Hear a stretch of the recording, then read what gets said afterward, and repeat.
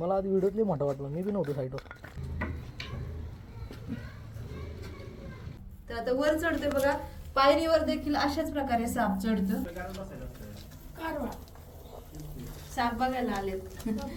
तर बघितलं तुम्ही.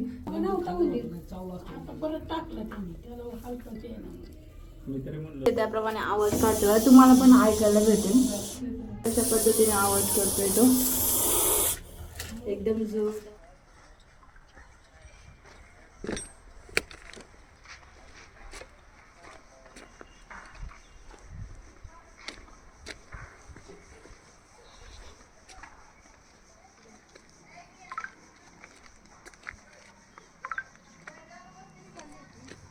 त्याच्यामुळे ते पडलंय तिथं.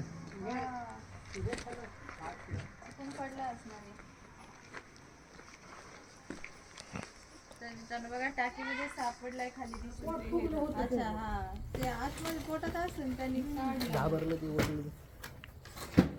घाबरून काय नहीं होना मेरे को फिर जावा जावा, काय नाही होत, काय होत नहीं नाही. गिरेगा. 100 किलोची माणसं आहेत माझ्याकडे. थांबतो इथंच आहे, त्याला जर लांब जाऊ द्या मग खाली जाते. ढाकलं पलीकडे स्टिंग. मला आधी व्हिडिओतली मोठा वाटला, मी बी नव्हतो साईडवर.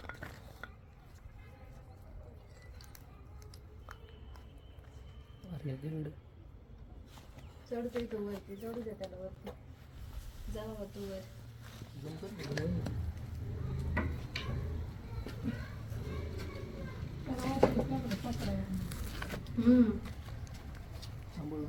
चांगलीच मोठीची चुंदी खाल्ली होती.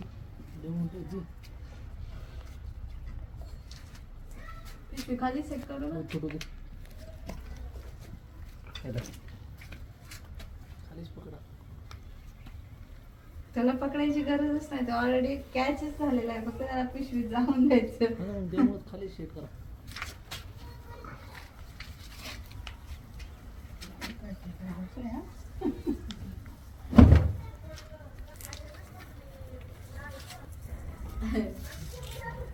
मोठा आहे नाही तर काय तापच म्हणते तर काय म्हणते. देऊ का? हा, केवढा देऊ, मोठा देऊ का? इथे आता मी घेतला. हा द्या.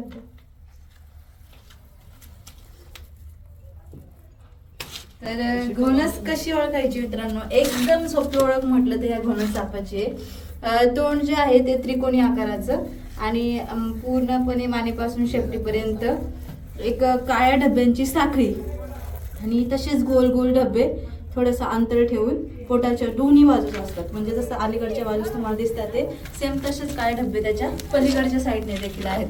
आणि जाडसर रट अशी त्याची शरीर रचना आहे. आणि बरेच जण याला अजगर समजून काय करतात, पकडण्याचा प्रयत्न करतात किंवा बरेच जण याला अजगर समजण्याची चूक करतात. तर आता वर चढतोय बघा, पायरीवर देखील अशाच प्रकारे साप चढतो. आता बघा कशा पद्धतीने तो वर चढतोय. साप वर कसा चढतो तुम्ही बघू शकता. हे बघा, आपल्यासारखे त्यांना हातपाय नाही, पण सरपटणारी लांब सडक अशी बॉडी असते, तिचा आधार घेऊन ते असे सरपटतात. तर हे बघा कशा पद्धतीने तो वरती चढतोय. कारवा साप बघायला आलेत.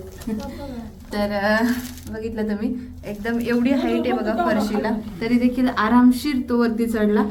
तर ही जी टाकी आहे याच्यामधून त्याला वरती काय जाता येणार नाही, कारण खूप अशी खोल अशी टाकी आहे ही.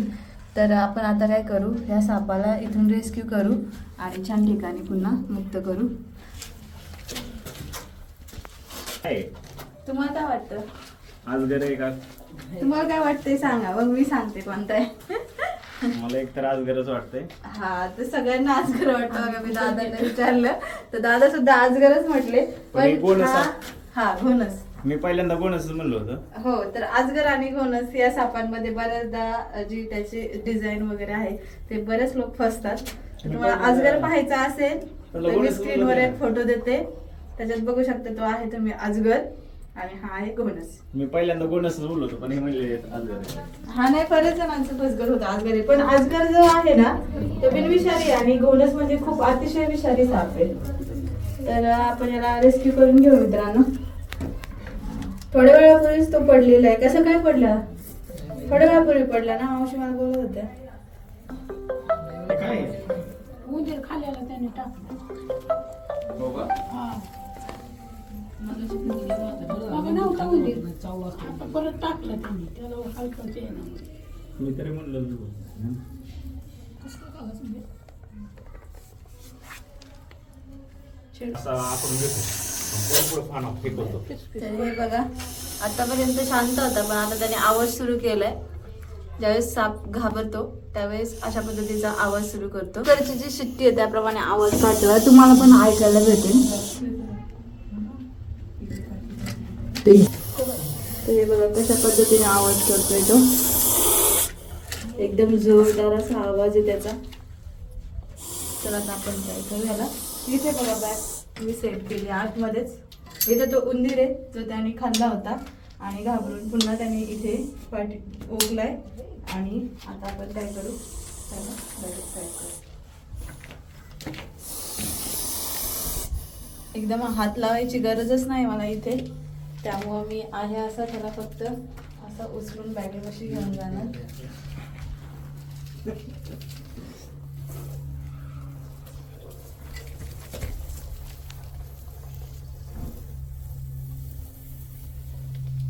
हे बघा, त्याला जागा भेटलेला पाहिला आणि तो लगेच असा बॅगेमध्ये आतमध्ये निघून गेला.